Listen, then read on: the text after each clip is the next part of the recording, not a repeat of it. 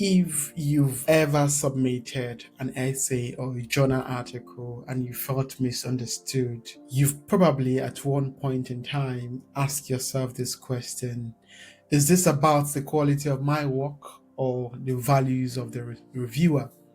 I'm Abbas Isiaka, and I'm your host here at Academic Village, where we simplify complex research concepts and help you thrive in academia. And today I'm going to be diving into a big question, and which is, can research ever be value free? And if not, what do we do about it? So, social researchers are not tabula rasa, they are not blank slates.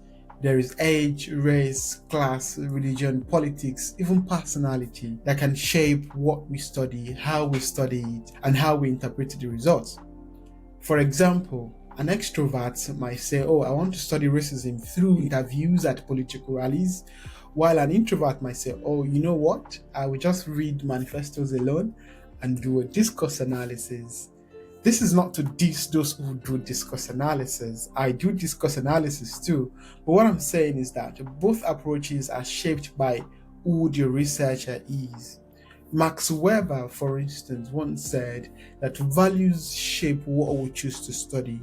But once we begin, we should aim or target or work around value relevance and not value imposition. Those two things are important.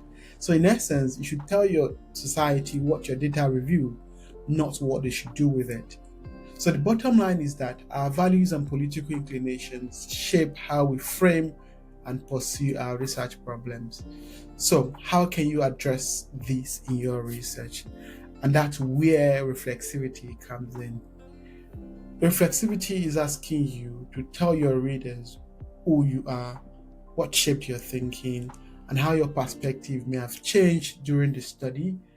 It's just basically you laying your cards on the table. So reflexivity is about acknowledging that we all have blind spots and unconscious biases. Take, for instance, feminist and anti-racist researchers argue that inasmuch as research is going to be always political, so why not make our values explicit, especially if our research aims to empower marginalized people? So in disability and mental health research, for instance, service users now co-produce studies with the researchers. They are able to shape the research questions, the data collection process, and even the interpretation of the results. So that's why there have been several calls for more participatory and action research.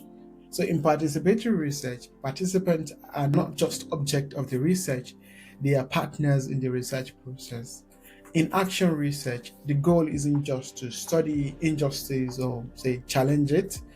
In this case, you do research to intervene, to evaluate the change, and also make it sustainable. It's a lot more practical, grounded, and even powerful, though the results are not always generalizable. So whether you choose neutrality or you go for reflexivity or you go for participatory, just know that every choice in research has consequence, and be prepared to defend yours. Follow Academic Village for more research tips and share this if it clarified something you've always found confusing. And I will see you on the flip side. Bye. Subscribe now.